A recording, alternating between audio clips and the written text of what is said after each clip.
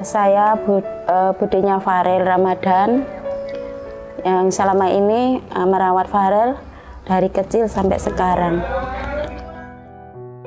Masa kecil Farel itu sering panas, mungkin 2 bulan sekali pasti panas, 3 hari, 4 hari.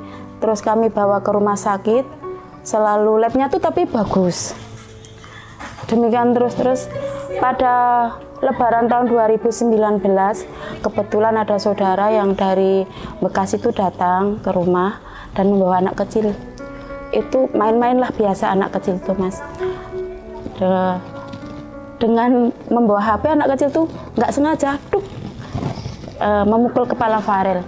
Sehari itu nggak ada reaksi apa-apa. Tapi setelah 3 hari itu tidak sengaja kan Farel minta mandi sama saya. Bude mandikan. Terus itu sudah benjol besar di sini.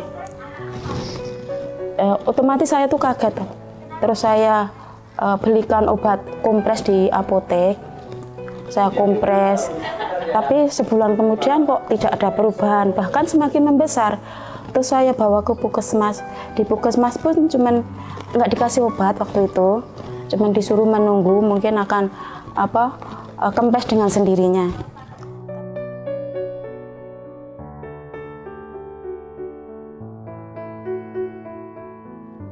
Tapi setelah saya tunggu 1 bulan kemudian tidak ada juga perubahan, saya bawa lagi ke puskesmas. Di puskesmas pun disuruh menunggu lagi 1 bulan kemudian. Setelah 1 bulan kemudian baru dirujuk kami ke PKU Gamping. Di PKU Gamping itu juga sama, di rongsen sama dokter ortopedi. Di rongsen ternyata di situ didiagnosa darah yang membeku tapi sudah mengeras. Jadi harus dilakukan operasi. Karena di situ tidak ada dokter khusus kepala, kami dirujuk ke PKU Kota. Di sana kami ketemu dengan dokter Guna dan kami disarankan untuk operasi.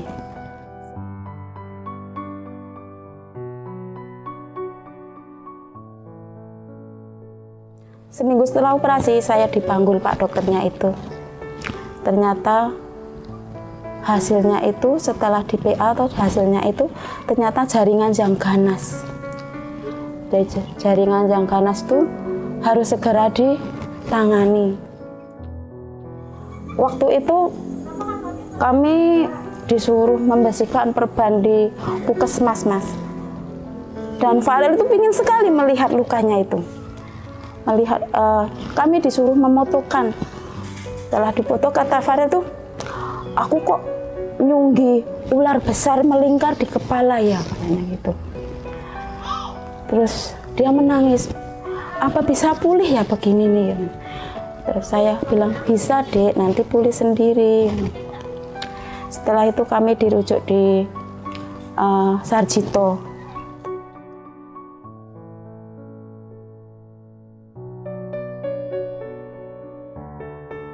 Kami dari rangkaian pemeriksaan satu kami jalani.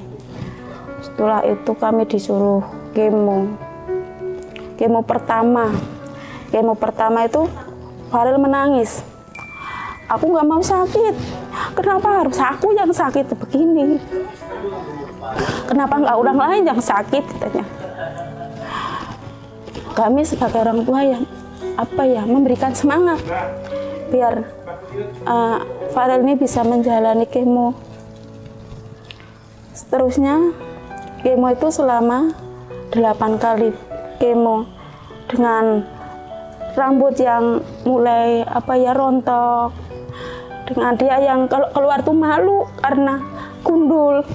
Teman-temannya juga memanggilnya si gundul, dul. Dia selalu bilang kayak gitu. Kemudian Farel tuh mungkin rendah diri, jadi dia tuh jarang keluar rumah. Apalagi setelah kemo selesai kan dilanjutkan radiasi. Radiasi itu menyebabkan yang belang-belang itu loh, Mas. Belang-belang, mukanya belang-belang. Kata orang seperti monyet.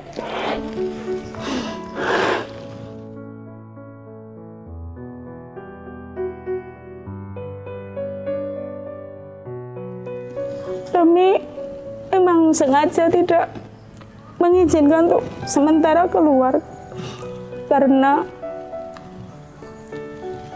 mengingat anak kami ini kalau dibilang seperti itu dia nggak bisa ngelawan, dia hanya bisa pulang dan menangis mengadu pada kami. Lah kami sebagai orang tua cuman ya sudahlah Dek, di rumah saja, nggak usah pergi-pergi dulu, nanti kalau udah sembuh baru bisa main-main.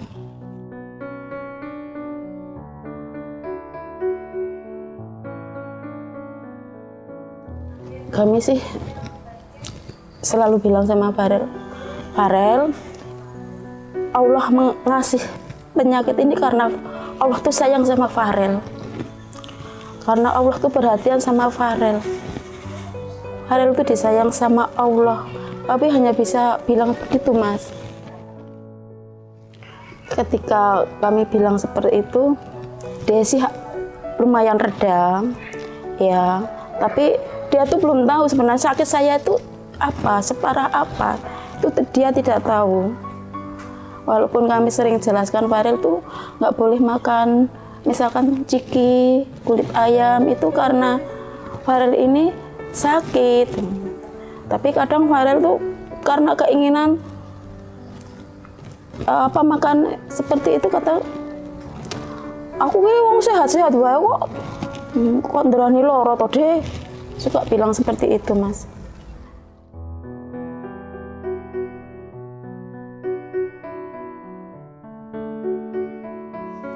Kalau harapan kami sih ke depannya Farel ini sehat terus, jangan ada kambuh-kambuh lagi, bisa menjadi tumpuan hidup kami, karena saya sendiri nggak diberi kepercayaan sama Allah untuk untuk menjadi seorang ibu. Jadi Farel ini ibaratnya untuk saya sendiri itu berkah yang sangat luar biasa. Saya juga terima kasih sama adik saya karena saya diberikan kesempatan merawat, memberikan perhatian sama Farel. Mudah-mudahan kedepannya Farel ini sehat terus.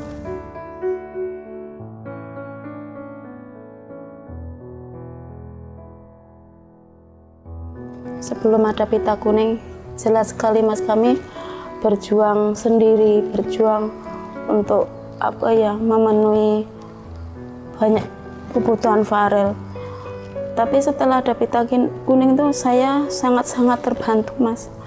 Dari segi nutrisi, susu, serta perhatian-perhatian yang pita kuning berikan kepada kami itu semangat bagi kami, semangat Farel tuh senang sekali kalau Dek besok ada acara ini. Dia itu antusias sekali.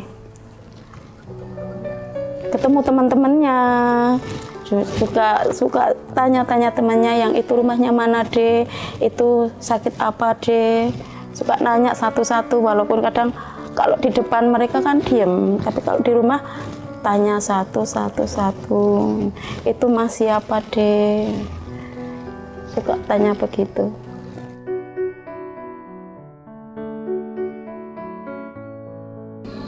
Halo, nama aku Farel Ramadan, umurku 9 tahun, aku dari Jogja.